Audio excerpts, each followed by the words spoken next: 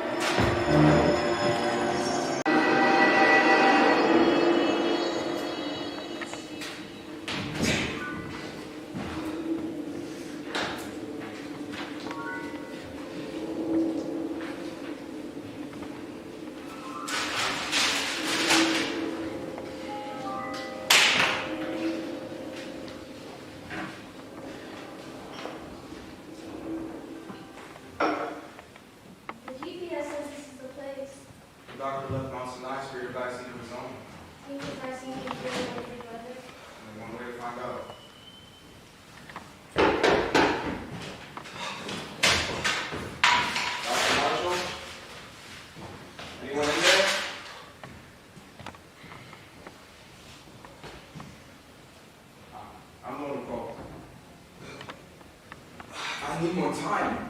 The vaccine is ready, but I don't want to test it on your baby. How long will you be? Maybe 3 days. 3 days? But we don't have 3 days. Here, you can test it on me. Jasmine, no. If he needs another one of his guinea pigs, let it be me. You're not allowed to. Hey, let go of that. Hey, you're not. Dad! You injected me. You caught me too. Dad! Jasmine, run. Save your baby brother.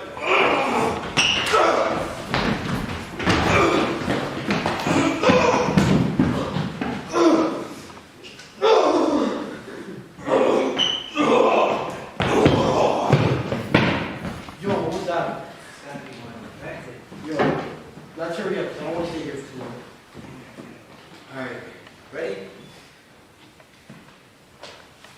As we're coming on live, we may have possibly witnessed one of the virus victims. Yet the virus still continues on its rampage. The CDC advises that if you're still well, to remain in quarantine until further notice. If you are unable to stay well, you're instructed to find a room and building where there may be food, water, or even health aids there. And I think I see a commotion across the street. This is Raul reporting for ABC. Back to you, Diane. Alright, cut. So let's get out of here. I want to see.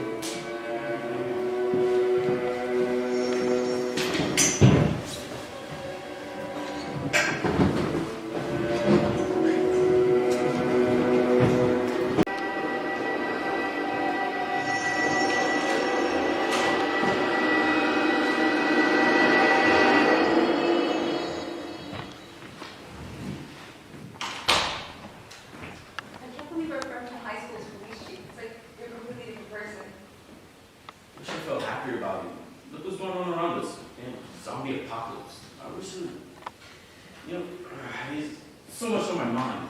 I used to be arresting criminals, now fighting creatures, zombies, whatever they're called. Well, what do you think caused it? I don't know. They need to find a vaccine soon. For now, we need to stay alive. There's a hospital. Did you guys hear that? Sound like moving over there. You guys find what you guys do. I'm gonna stay out here by the entrance.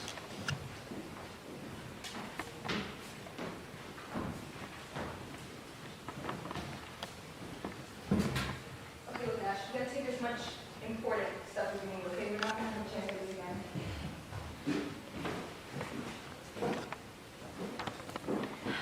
How do you understand what the big deal about this is anyways? You don't get what the big deal is? Everyone I knew has either turned to one of those things or been killed. You still have people out there waiting for you. I don't. So I appreciate you just take these bandages so we can get out of here.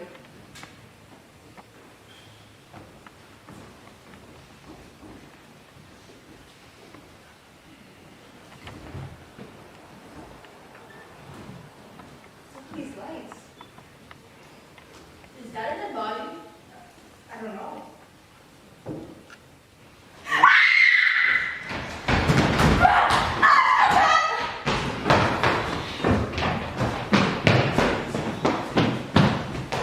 Hey, who's there? Let me see your hands. Stand still or shoot.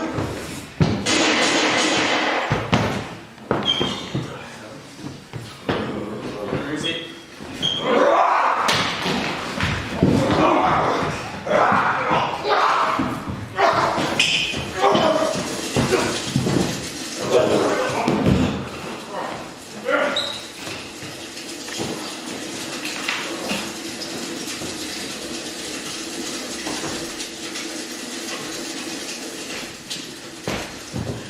Fire. Fire kills them. It's fire!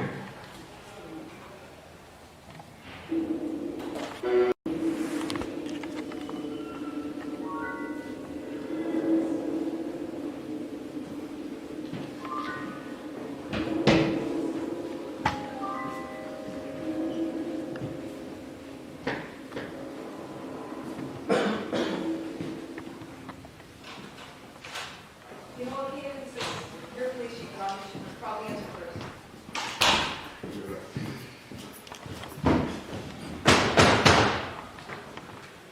Hello? Is there anyone in there?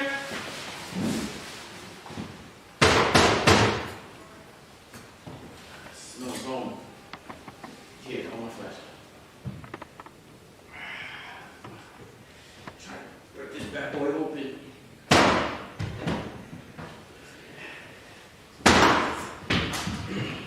Turn to the trunk, please.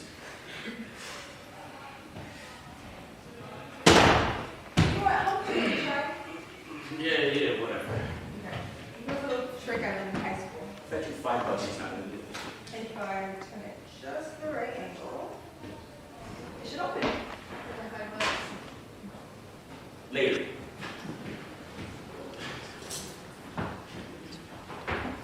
Look, TV's on. It's warm. Sun's bending. Who's that? I hit my foot on something. You guys did that. Someone's almost crying. Guys, I think there's somebody there.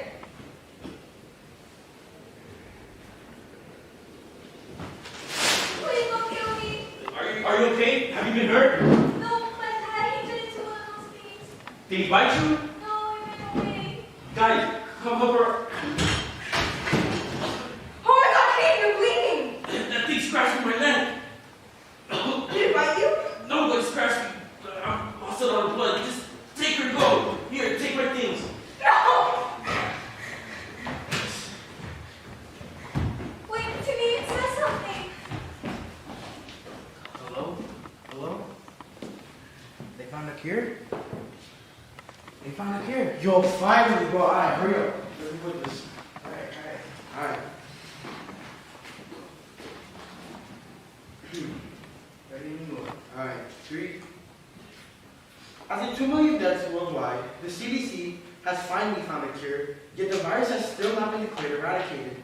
If you're There's still people infected out there though, and if you see someone infected, you're instructed to call 911 and lock the person indoors. You're also instructed not to move the person without the help of a specialized medical team. The world rejoices as a cure has finally been found. We'll go back to you, Diane. Cut it. Finally, bro. Finally, you cured it, bro. Cured it.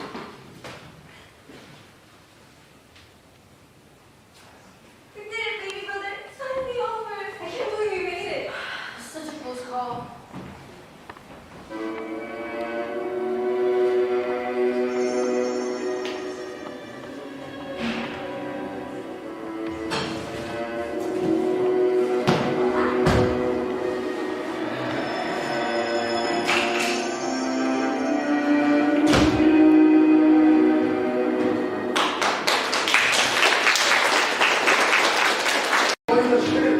First of all, I want to thank all the staff for making the time. I know some of you took time away from your lunch to be here. We appreciate you so much.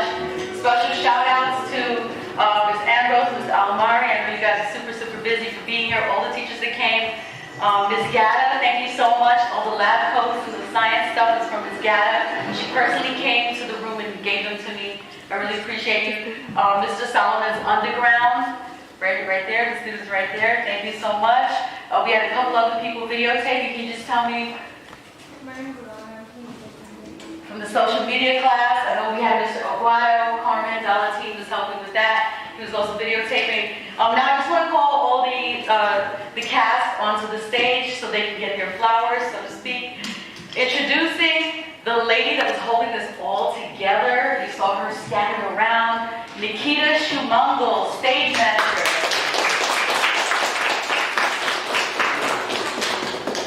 Playing the role of the police commissioner and also a stagehand, who's juggling two roles at the same time, Oliver Perez.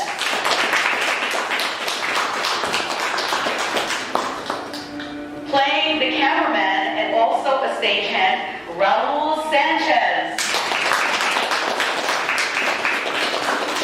Holding it all together with sound is Cedro Reyes and Joseph Roca. Our wonderful understudies who filled in so many days for us, thank you so much. Jasmine Antonio.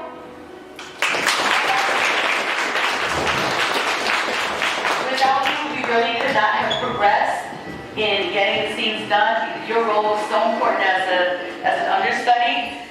On the lights, Emily Pazmino. Also on sound and video editing, all the sound effects that you heard coming from that corner there, Carmen Valentine. Playing the delivery nurse, Coliana Reeves. As the delivery doctor, Camila Hernandez. As the ABC News anchor, Raul Apana.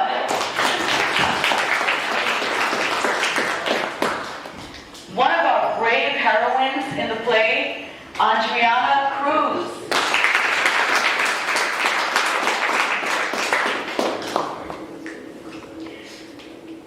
Another brave heroine, Ashlyn Solis.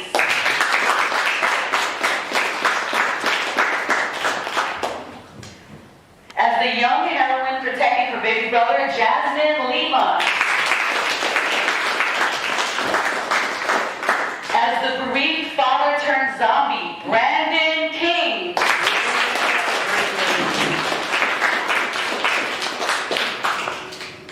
As the scientist, Dr. Marshall, Brandon Marshall. As the creator of the concept for our play, today who also wrote the second scene, which we expanded out into a larger story, our protagonist and co-director, Kayden Grisham.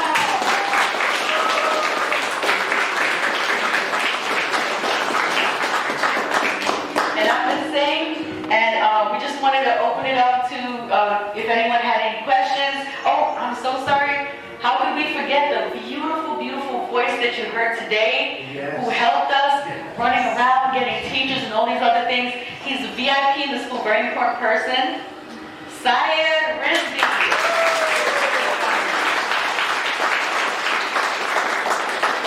And Syed is also going. Hey, this is Ms. Singh with the behind the scenes scoop on To Serve and Protect. The play came out of a project that I assigned my students in my theater class, where I asked everyone to come up with a storyline, a scene that would be strictly pantomime, just action, no speaking.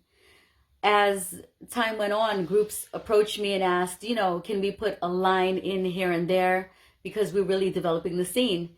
And this particular group, which comprised of Kayden, Andriana, Ash, Jasmine, Brandon, and Syed, came up with a zombie theme, and I was actually calling the scene Zombie Apocalypse for a very long time. I didn't come up with the title until the very end, which is To Serve and Protect. And their scene was just so interesting to me that I asked them, can you expand it? Tell me what you think would have happened before we got to that point and what you think would happen after. Now, when it came time for their group to perform their piece, I was shocked at how well the dialogue flowed, at how fun it was. It just kept feeding you what you wanted to see as the seconds went on. I was also particularly taken back at how natural Kayden Grisham played the role. His instinctive movements, his voice intonation. He was like an epic hero. He was like an Indiana Jones figure, or like a hero in a zombie film. He really was that. He had the charisma. And it was just such a fun, juicy situation where you have these young people sneaking into a place where they knew that zombies were around, and they had to somehow get to some place or get some goal done without being attacked by a zombie. And you were just holding your breath throughout the whole scene. So the most difficult thing for me throughout this whole play was being the co-director. The bumping of heads with the director, Ms. Singh, the teacher.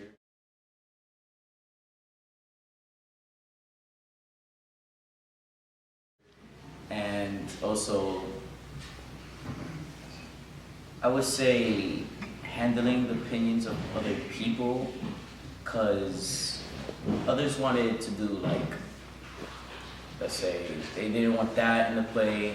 That was me most of the time as well, because there's some elements, like, say, the fire scene where I was on the floor, struggling with both Brandons, putting them on fire with my AirPod case, which was, can't use a lighter in school. But this, as soon, as time, passes, I just learned to accept it, and, when I accepted it, I threw my own elements, and let's say the scene where I was knocking out the door, I did the 3 bumps, then, I was walking around holding my shoulder, then I told my teammate, Ashlyn, oh, I bet you $5 and Adriana's not gonna open the door. That it happened, little bloopers and little funny moments, throughout the scenes, I try to make up.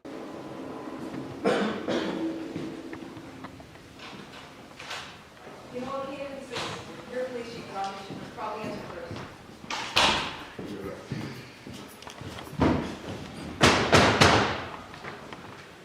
Hello? Is there anyone in there?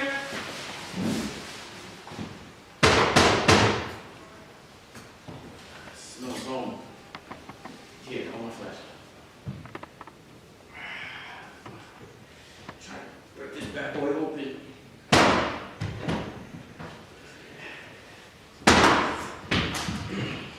Turn to the front, please.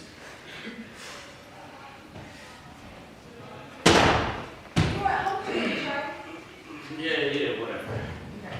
You know the little trick I learned in high school? Bet you $5 is not gonna do it.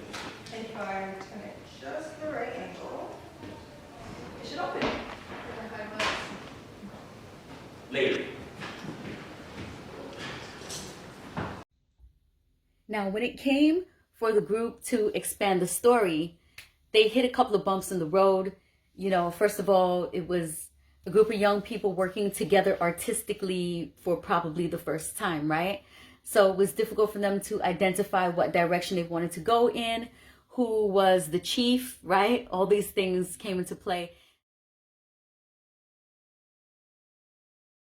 So I had to come in and I had to make it make sense, right? I had to lay out the exposition properly. Where did the virus come from? Why were these people turning into zombies? So then I put my playwriting into it, and I came up with a couple of scenarios, and this is something that I like to do in my own work. I like to have storylines unfold on the stage at the same time in different frames. That's sort of my trademark. So I did that again in this play. In one frame on the stage, you see a father and his teenage daughter waiting in a hospital waiting room, and they get the bad news that the mother, his wife, has passed away in childbirth. However, the baby survived, but there's something wrong with the baby, and I kind of left that ambiguous, right? In the second frame, adjacent to their frame, you see sort of like this mad scientist figure, right? He is frustrated. He looks like has been working day and night on something, right? Which we can assume is a formula. We see him writing formulas on the board, and he's kind of pulling out his hair, ripping paper, and kind of going crazy in that sense.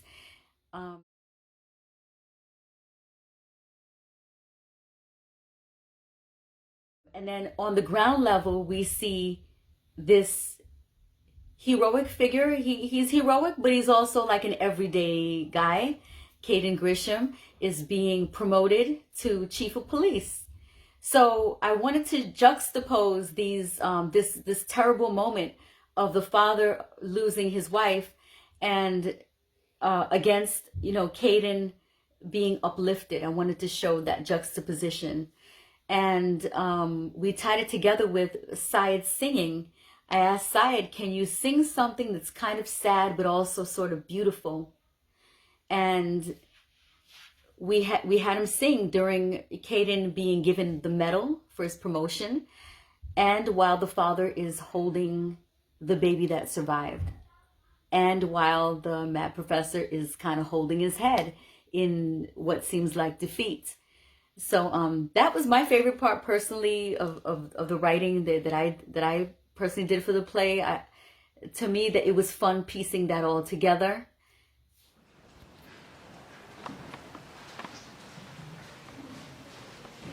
Moon full of light through the bridge of and high, here before and after me.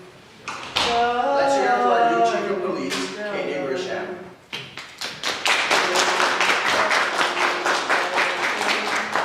Send out my heart to you, so when I die, which I was Thank you. Very excited for this new promotion. Chief of police. I remember when I was a little boy, I fell in love with being a police officer. It'll be an honor. Thank you.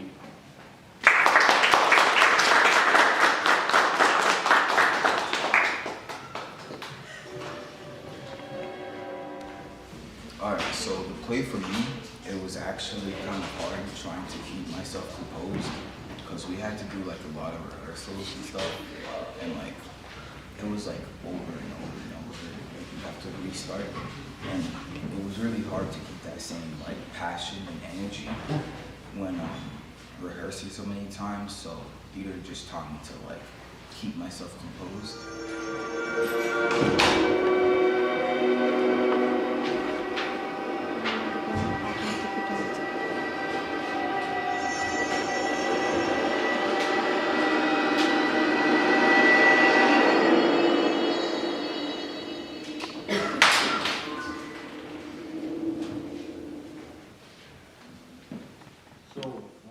However, the most fun part for me working on this play was actually the fight scenes.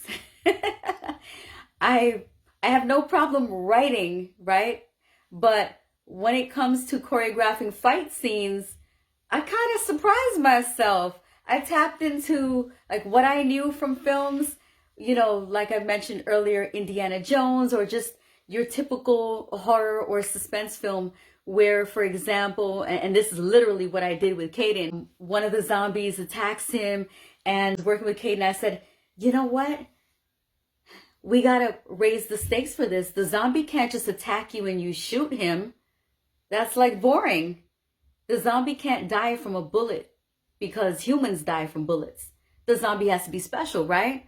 So I said, let's figure out something else that can kill the zombie. It has to die a little bit differently. So then I was thinking about it. I said, let's not just have you shoot the zombie, but let's have you shoot him, boom, boom, boom, and then his shoulders are going back like this when you're shooting him, but he's still walking, because I think that would be so creepy and so suspenseful, right?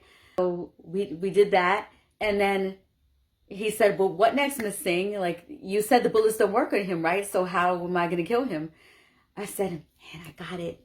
What if you had a lighter in your pocket and you took it out, you last minute, you're feeling your pockets, right? Because the gun didn't work. So the gun falls, and then you're feeling in your pocket, and before, you know, you almost don't get the lighter, the zombie is right on you, and it falls out of your hands before you could use it. Falls onto the ground. Kayden is scrambling for it, literally on the ground, crawling military style, which I'm sure that I've seen somewhere in a horror or suspense film, and it stayed right here, right? I said, Kayden, you gotta do that. And while you're crawling, the zombie's gonna grab your leg, right? Because that feels like that's what's supposed to happen. And then he's gonna turn around with the lighter. It's like I saw it in my mind. I said, he's gotta turn around. You have to turn around with the lighter, and then you're gonna burn him, because that's when the zombie doesn't expect it. And then it works. And then another zombie comes and he fights him. And then I said, Kayden, you got to say at the end of this particular scene, you have to express your eureka moments. So I said, why don't you say something like, fire kills them. Fire kills them. Let me see your hands. Stand still or shoot.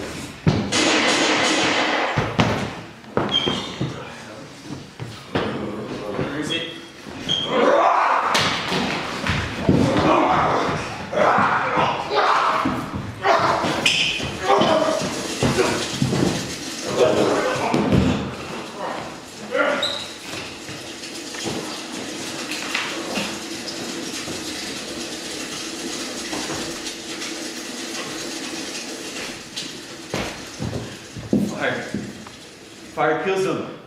It's fire. And then that can be the big reveal of the secret weapon, because in zombie culture, right? In zombie pop culture, I've seen zombies have different conditions. Some zombies respond to sound. I saw that in World War Z. Some zombies can be shot. Some zombies have to be burned, you know, different things. I said, I mean, I've never seen the burning in another film. It was just an idea that I had. I was like, you know, what if there's a lighter, you know, the gun doesn't work and the good old lighter works, right?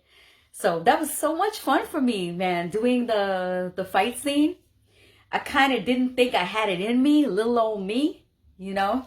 I kind of expected some of the students to get in there and figure out a good fight scene. I grew up in the 80s and the 90s, and I've seen all these epic action movies, right? So much action. I grew up with the biggest action heroes, you know, Schwarzenegger,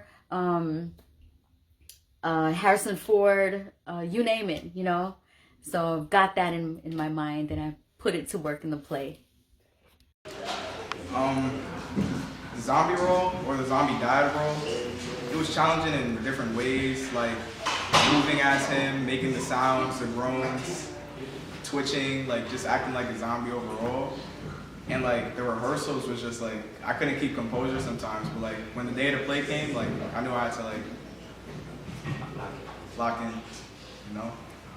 And overall, it was just a fun experience. I'm happy we got to do this. As for the ending of the play, I didn't know how the heck I was going to end the play. But Kayden and his group, what they wanted for the ending was some sort of a sneaking into a house and the final fight with the zombies. And I said, Kayden, his character has got to like either die or do something pivotal. There has to be a twist. You can't have a horror or suspense story without a twist, right? So the twist is that the father who's looking for the vaccine for the baby, his teenage daughter who goes with him to the doctor to see if there's a vaccine, the mad scientist, he gets attacked and becomes a zombie himself. The teenage daughter runs away, and Kayden and his two friends actually end up converging. They end up sneaking in, because the whole world is in a state of like Armageddon, right? So it's, you know, people are just breaking into houses looking for food and for supplies and things like that. So Kayden and his friends go into this house. Turns out to be the teenage daughter's house, who is shielding the little brother, the baby, and she's watching TV, right? So as they get in there, and I said, you know, we got to make it suspenseful. There has to be like a series of obstacles. One of the obstacles, which was kind of funny and cool, working out with the actors, with Andriana and Kayden, was breaking down the door, right? So Kayden, I said, Kayden, you can't just open the door or break it down easily. You got to like try to show off and say, oh, I'm going to break down this door. And he goes, boom. And then, you know, give me another chance. I'll try it again. And then 3 times doesn't work. And then Andriana's like, hey, I think I know how to do this. And she uses like a card and does some cheat move that she learned from who knows where. And she breaks into the house. Anyway, I said, you know, it's got to be dark. You got to hit your foot, you know, obstacles. Again, you know, you have to have multiple obstacles. You have to constantly play with the audience's mind. You have to use sound, you know, noises, movements. Another thing that I did, this is another trademark of mine as a director, is that I always have action. I have characters coming up from behind. So as you're watching the play, a zombie could be walking right next to you, coming up to the front to have a fight with someone, or, you know, you never know what's going to happen. I tried to create an air of unpredictability at the show. And so anyway, they're in the house and they will come across the teenage daughter and the baby, and there's not much talking that goes on because right away Kayden realizes he was bitten by the zombie, which of course you and I know from zombie pop culture, that means he's going to turn into a zombie too. The girls watching TV, they see that the news reporter comes and announces that a cure has been found. They are prematurely celebrating. Meanwhile, and this is how the whole thing ends, Kayden his body starts convulsing, right? He goes through the convulsions, which indicates that he's changing into a zombie. And we had to work on this so much. The creep up, I wanted him to kind of slither up, but then also it had to be smooth, but it had to also, you know, put your bones into place as well. It had to be a mixture of these stiff movements, these bone crunching movements, and these snake-like movements. And he did it so well. And he comes up and then he adjusts his neck, you know, and you could just tell from the movements that he's already like transformed into a zombie. And he just freezes like that, about to pounce on them. So again, we return to the juxtaposition, right, of a great thing happening while a really terrible thing is happening at the same time. Now, the purpose of the news anchor, which is Raul Apana, his role was so pivotal because he was the only connection that the audience had to what was really happening. The news throughout the play was the character's connection to what was happening globally with the pandemic, with the zombie pandemic. So the news anchor was important in relaying information to us and to the characters. and he did such a good job. And So Ms. Singh added my role as a news reporter to connect the outside world with what is going on in the play. At first I really didn't know how to play it. I didn't really have an inspiration. All I really had was like Latino news reporters. But then I remembered I used to love watching ABC News as a little kid, so David Muir, he was my inspiration for this, like how I was to act. And I also added my own personal kink of adding same role constantly. And also with my cameraman, who him and I were having convo back and forth constantly.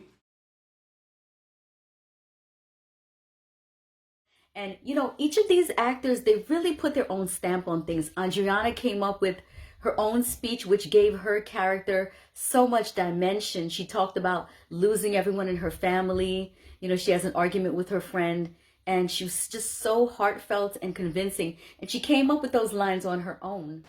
So basically, the part in the scene where me and Ash, we have like a little argument. That was the part that I came up with. It was basically just because I wanted to have like as you see, my character, she's like very strong. She barely shows any emotion throughout the entire play. And I wanted to add that because it would show like a sensitivity to this character, another side that nobody had ever seen before, and like to show her motivation, why she's like this, like because she lost everybody. She has a vengeance basically. So yeah. Okay, with Ash, we're gonna take as much important stuff as we need. Okay, we're not gonna have a chance to do this again.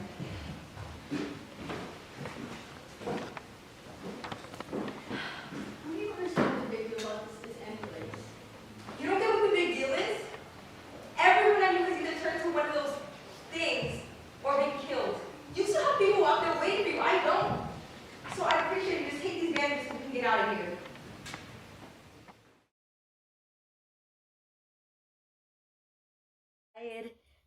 Volunteer on his own to sing. Kayden put in so many different lines and so many different ideas on his own. And he would sometimes challenge what I wrote and said, and he would say, you know, Miss, I think this might sound better. And then I would say, yeah, well, if that sounds natural to you, and it actually does sound pretty good. So what was cool is that there was a great coming together and an exchange where I gave into a lot of their wants, and they gave into a lot of what I wanted as the chief director.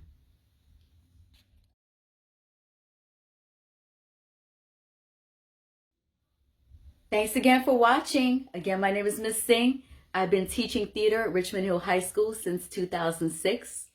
And room 330 is our theater room. Please come by and say hello. Just if you'd like to say hi. If you're interested in theater, please talk to me. And if you see our actors anywhere, please say hi to them. If you want to congratulate them, that would be great. I'm so proud of them. And teachers, everyone watching, as you can see from this wonderful play that these kids really, you know, created the concept for on their own and made the characters their own. The future is in really great hands. Zombie apocalypse or not.